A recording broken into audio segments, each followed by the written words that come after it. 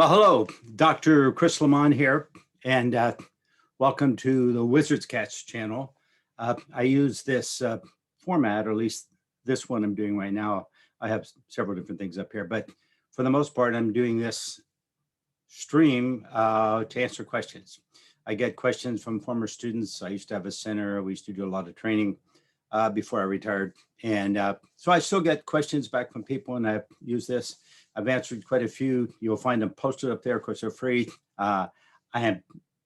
Would love to hear more questions from you, at least relative to the topic of development and surviving this cultural change, right? Those are the things that I'm kind of themed about or have experience with and have worked with for quite a few years. If you've got a question for me, send it to Chriss at wizardscatch.com. That's WIZARDSCACHE.com. And yeah, I'd be glad to be entertain your questions. And if it's long, it's content that's not going to get me shut down on the, we're in the world of censorship for whatever.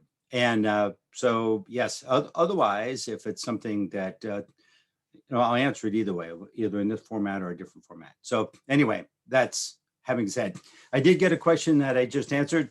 And that is, somebody had asked me about empathy. Right now, there's an awful lot of people that when you're around people, you can feel like the fear, for example, that wasn't normally in them because of the COVID thing. It is a legitimate death threat. So they're a natural thing in a body to be a little cautious, right?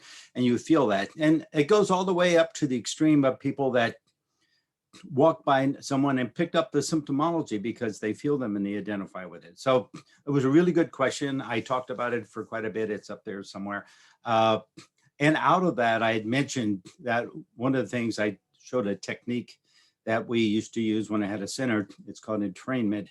And we actually kind of play with that. In other words, rather being a victim to it, turn it around and consciously play with it so you develop the muscles to utilize it usefully rather than be run over by it. And that's what I was talking about. So I had said to attend to things when you're feeling someone, the idea is that you notice that everything is not perceived as you perceive it. Everybody perceives it differently, uniquely sometimes. Some people very similar, but if you have a long discussion for them, you find out they have little small differences too. So it's really kind of a unique piece. So I'm saying that if you notice that, keep that in your attention for a period of time, because that'll start to get you out of the habit of relating to someone as if they're you. And the problem is that they're you, then anything in them then automatically flows into you. If you can mark the difference between how they perceive the world and how you perceive the world, that starts to separate you from the two. That's the key thing, right? Okay. Having said that, then I had a student that said, oh, Chriss, in beginning classes, you used to teach be in present time, be there right now. And so now attending to something for a long period of time seems like you're not going to be in present time. All right, a good question. Let me explain the difference. If I said when you're driving down the road, be present with a highway in front of you, pay attention to what's going on, obviously, right? Come on, all you guys that have ever driven recognize that if you're daydreaming or talking on your phone or whatever else is going on, most certainly you increase the risk of running into something or getting hurt. But it doesn't mean that you don't pay attention to the background. As a matter of fact, if you go someplace for the first time, you find your way back because you remember landmarks, right? You notice things, you notice street signs, you notice stoplights, you notice stop signs, so you have to attend to everything in there. That's called range. So what I did when I started talking about empathy, I drifted a little bit into some other topic, which is range. It's really difficult. This stuff looks so complex because there's so many variables and they interlace, and they really do. So when you're talking about one, it seems like it's isolated. People like to think, what do we need to do? It's not what do we need to do? It's how do we be in the world? Which is much, much different than what do I need to do? What do I need to do is like one thing on a piece of paper, I go do it, right? Being in a world requires that I attend to all this and be able to flex and move and interrelate with everything that's going on. That's the difference between the two. So let's talk about range. So this topic today is range. Uh, in the theory of it is that when you're looking out, you see as far as your eye can see with perimeters of left and right. If I wanted to look left, I'd have to turn my head, right? If I wanted to look right, I'd have to turn my head a little more. But this is the range, my field of range of what I can see, and as distance as I can see, right? Depending how flat it is. Maybe a total flat surface, you might be able to see 80 miles, for heaven's sakes. But most certainly, that's range.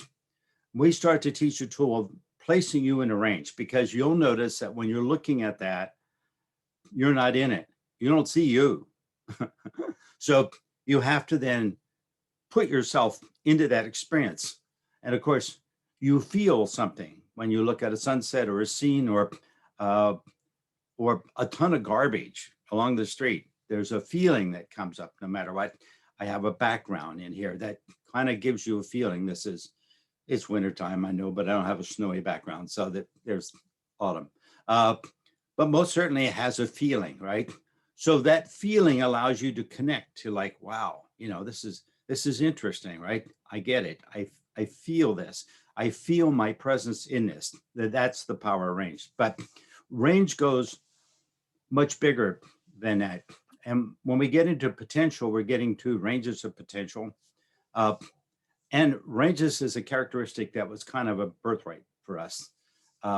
So there's another variable in ranges. So we've got two things to talk about. So maybe I should talk about the fact is that you guys checked my blog sites for last year, and I'm going to repeat myself. I just ramped and raved about two systems, right?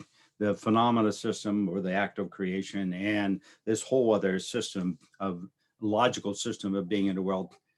Everything that we know, we think about, we speak about, everything that we can entertain with our brain pretty much ties into what's called the logical system. Then we have this another system that phenomena occur, and things we can't explain occur. We can feel it, we get a sense of it, but we can't kind of explain it. It's just odd stuff. What's even more fascinating is, yes, a lot of people reported things that are really odd. You look at that and you go, I don't have an explanation for it in the logical world. All right. And this includes something called creativity. Creativity is not like ABC. It's like creativity is all of a sudden you get inspired. You might be working on a project for months, and all of a sudden you take a break and go for a walk, and all of a sudden, bing, it all unfolds for you. So that's a phenomenon. And that's another whole aspect that we come into. Phenomena offers certain elements that are tied up into it in that creative process. And one of those most certainly is a range of potential. So to have a phenomena and integrate it into the idea, I would be looking at the ranges of potential for Chriss, right? So let me give you a concrete example, because sometimes that helps, right? When I was younger, not such an old retired person. When I was younger, I loved to, in the wintertime, go skiing. I would ski upwards to 30 times a winter. I was only about an hour and a half drive from the snow. And so I just did it. I was a ski instructor for a while. I did that because then I wound up getting discounts everywhere I went. So, so I was an avid skier. Skiing was easy. I had my gear already in my vehicle.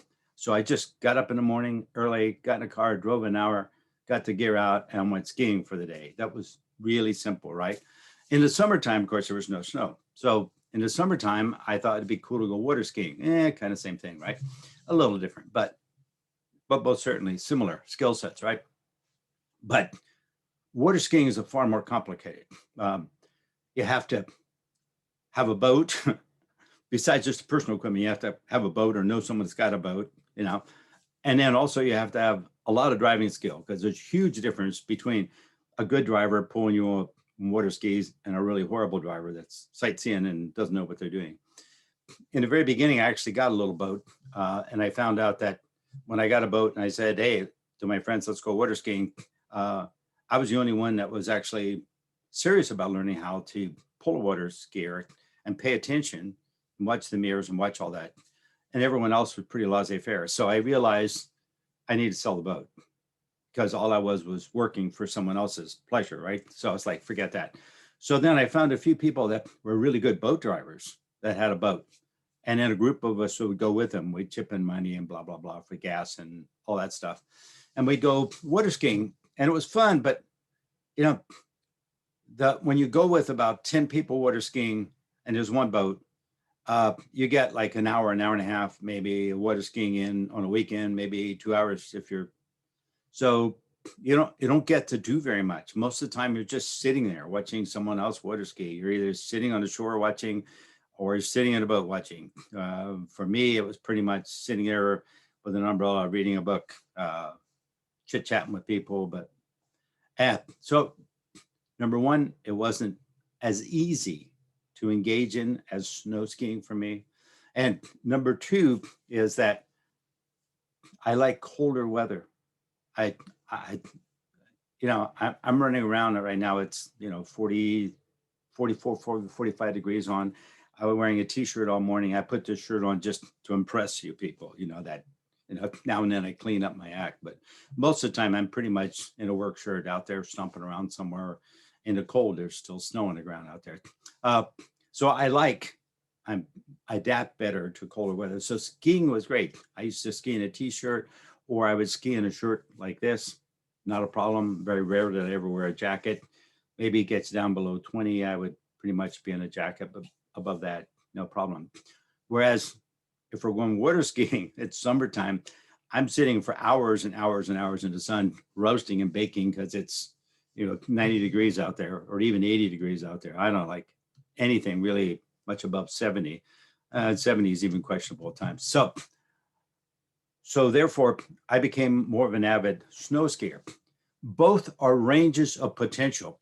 It's a range, my skill, my potential in snow skiing was more realized because it fit all the other elements of me. It was a range of potential for me. I utilized it and fit into it a lot more. I spent a lot of years up, I don't know, I bought several skis, several boots. I cycled through, I used up equipment. I did a lot of different, and I actually initially went into search and rescue. Whereas the water skiing I did for a few years, and pretty soon I just said, I'm going to find another sport for summertime because this, and I did. I started diving. Diving was much cooler. I was underwater. I could go in there with a partner. We could go diving, and it was suited me much better. Different maybe skill sets in skiing, but most certainly suited me more, and that's what I started doing. So you see how those are different ranges of potential.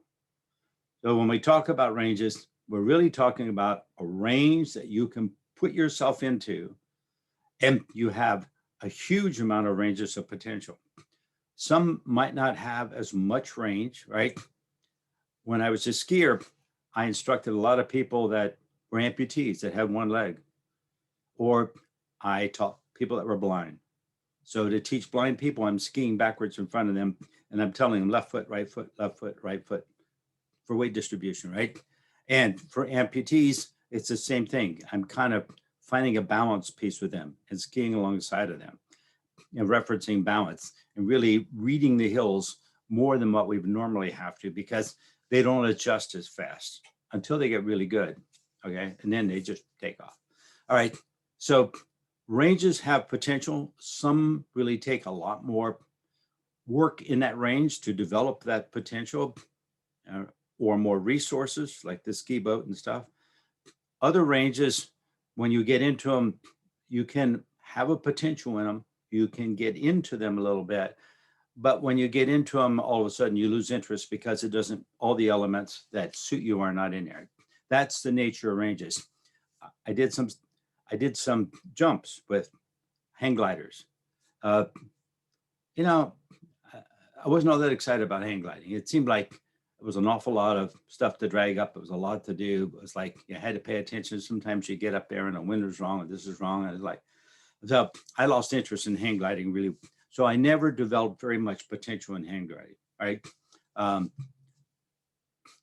I've done some diving, but I never went zealous into it, like deep diving or going into wrecks or going into caves. I just went down and looked at the fish, and all the colors, and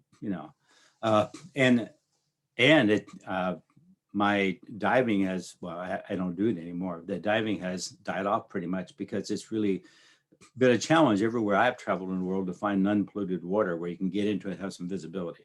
So I know there are places, but you have to make it a destination. I've always done these things as kind of part of, right?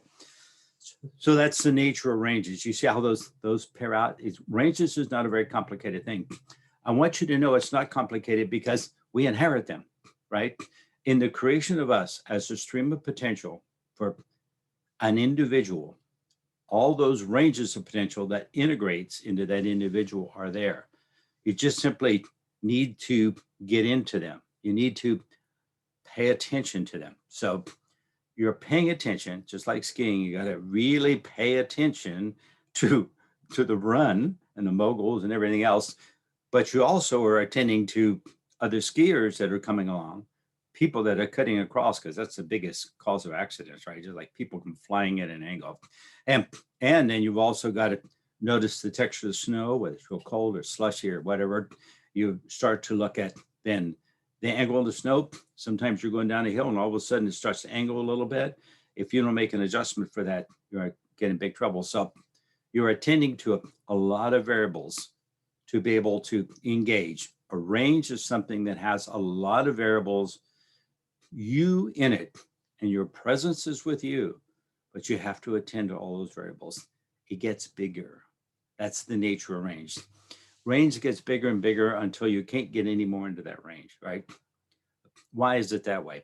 Well, for the same reason that we only have a 7 plus or minus 2 consciousness. And that is that if we had a bigger range, we would always be distracted by all those things. It would actually be dangerous for us, right? So, and we see that. I can remember helping a guy load a truck one time. And it was one of the drivers that worked for me. And he was a guy that didn't manage his attention very well at all. And I'm on the ground and I got a couple of pallets of merchandise and I'm handing them to him on the back of a truck. I'm handing them up and he's putting them in his truck and I'm standing there and I'm handing him. And he walked out to the edge and I'm picking up a box. I'm standing there holding it for him to get it. And a fire truck went by and I watched his eyes and he's looking at the fire truck. He's got his hands in front of me like he's ready to take it from me, but he's not attending to me. If I let go of it, it would have fallen on me. So he's watching and as the fire truck goes by, you see him clocking it like this. And he's standing on the back of a truck on a tailgate and he turns, he goes like this and he falls completely forward out of the truck and breaks his arm because he's attending to the fire truck. And I'm standing there holding this box going, oh, Jesus. So then I had to load the truck on myself and then take him to the hospital to get his arm set. And then I had to go help him for the next 3 or 4 weeks until the cast come off and he could actually work again.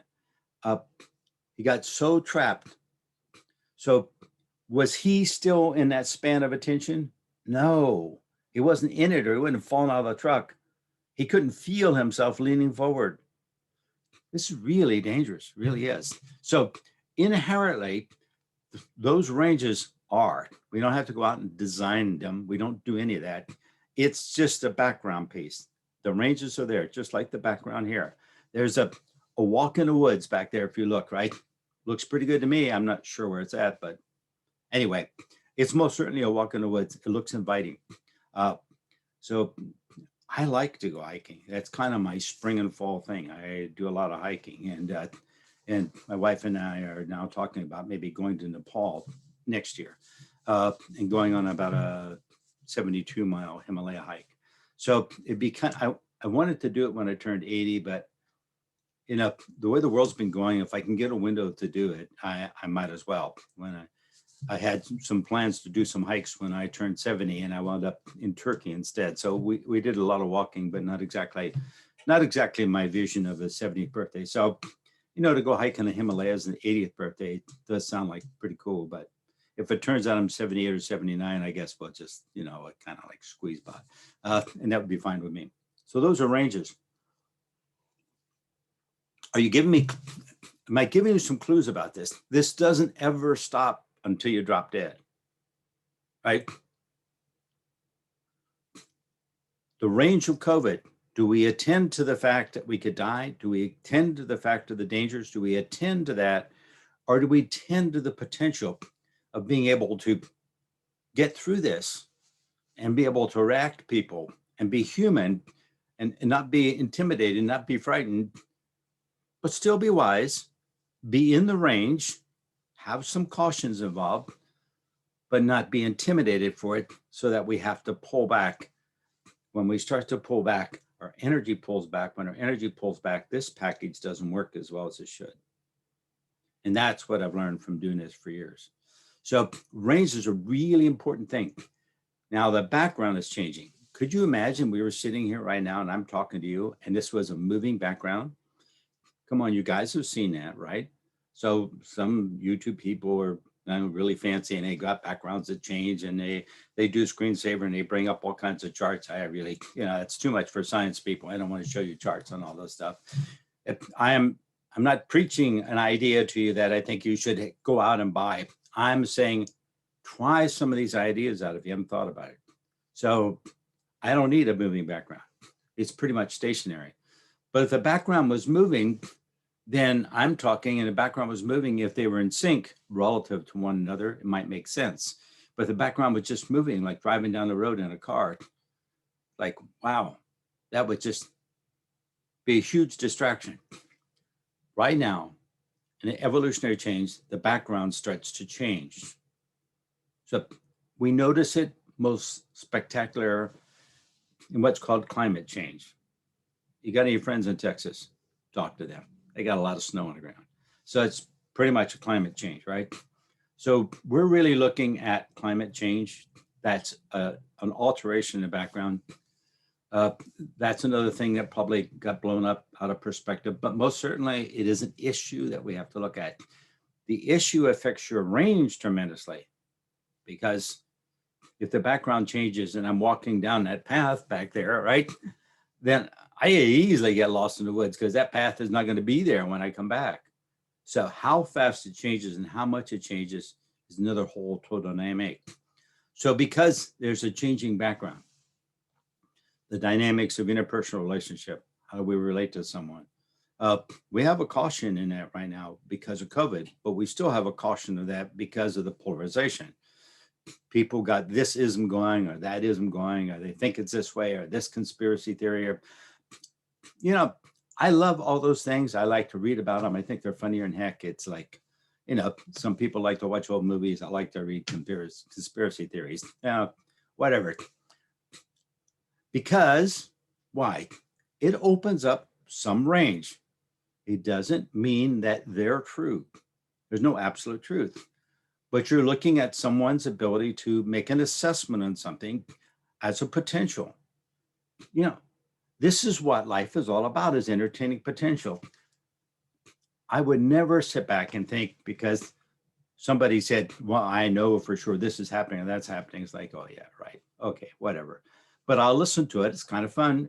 I find it entertaining. I find it very interesting. I find it very educational. Educational because it's like, look at all these things, right? Look at these things. It's okay to look at them, but it's not okay to go out and take some kind of action on an assessment that you haven't personally been involved in. You haven't been able to test out very much for yourself, right?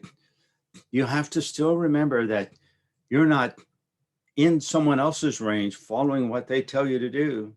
There's no power in that. You're in your range doing what you know to do. Now, maybe with the background changing, you're not too sure. That's exactly what we're in the middle of. So you have to pay more attention. You have to notice the changes. What if the changes was 1 degree to the right regularly? Then I could go down that path, calculate that out of my head, and actually find my way back. Most certainly, right? Come on, we're on a round ball spinning through space at ungodly speed, and we managed to find our way to work and home, and occasionally out to a restaurant or to a friend's house and back. All this stuff is in a state of motion, right? We're obviously not securing under the empty space because it's moving very quickly. As a matter of fact, everything is moving very quickly. So as this shifts a little bit, we'll manage it. It's not a big deal. But it is very sad if you don't think it's happening. That's the problem, because then you start to think there's something wrong with you.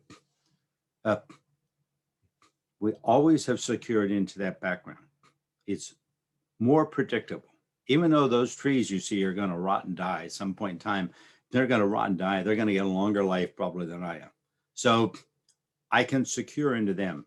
I could go there every winter and say, wow, the trees are there. I can notice the difference. Well, I have noticed the difference, right?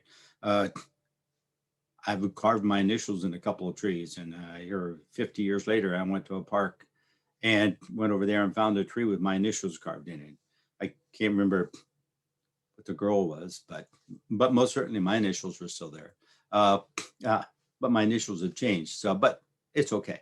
They're still there. It's just up a little higher on a tree. I don't think I was quite that tall then. But anyway, that's, 40, 50 years, but still there. So the tree's still there. So this is what's happening. That background is changing at a predictable rate. And I could find it. I could relate on it. I could secure into it. But lots of elements in the background are changing at different rates.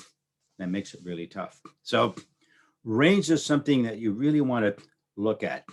You say, I've always been able to hike, not a problem.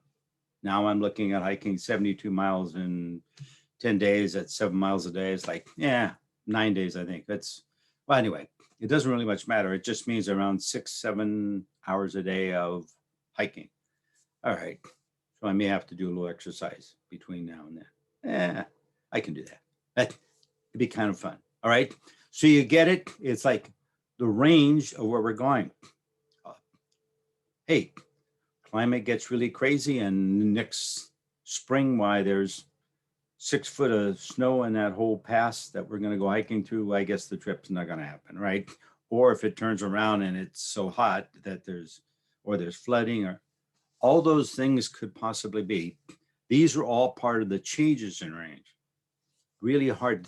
And that's why this guy is booking all his hikes in the Himalayas a year out, because there are so many variables that come into play. All right. Is that making sense? So range is not a complicated thing, but it really gets missed. Once you put yourself into it, you're going to find how easy it is to feel and diversify and expand it out, and not run around with a little narrow thought that this is the way it is. No, this is not probably the way it is. It might be that way 10%, 20%, or 30%. But if your range is only 30%, then absolutely for you, that's the way it is. So make your range 40%. It's only going to be, what, 2/3, 3/4 true. Make your range another 20% bigger, and all of a sudden that truth narrows down. You see, as we have grown as people, we have got more range and more diversity. It's given to us, right? We didn't have to do anything to get it. We just utilized it. As it expands out, as it opens up by structure. So it opens up in a perceivable way. And as that does, then we could get away from an absolute truth. And we can then look at diversity and find our own truth. We may share some relative pieces, but most certainly it's unique for us. 2 + 2 might be 4, but how do you feel about that? And how much do you use that? Right? How is that relative to you? I can put myself into some mathematics, but mathematics is meaningless unless you apply it to something, right? Right? That $2 million and $2 million, I like that. $4 million, that sounds pretty good. But 2 cents and 2 cents is about all, about all this is going to be worth to you. So have a lot of fun playing with range. Get out there and start to notice those things as you extend out on what you're good in, what you play in, what you like in. Start to expand it out. Notice things about it. You start to get more innovation. You get more creativity. Energy starts to flow more through your body. As the energy flows through your body, you start to get healthier. That's just the whole nature of it, because creation is more of a process of just rejuvenating you right now. That's energy flow. All right. So once again, if you got any questions, send them to the old wizards, right? Chriss@wizardscatch.com. And on that note, I'll shut up. Thanks. Bye.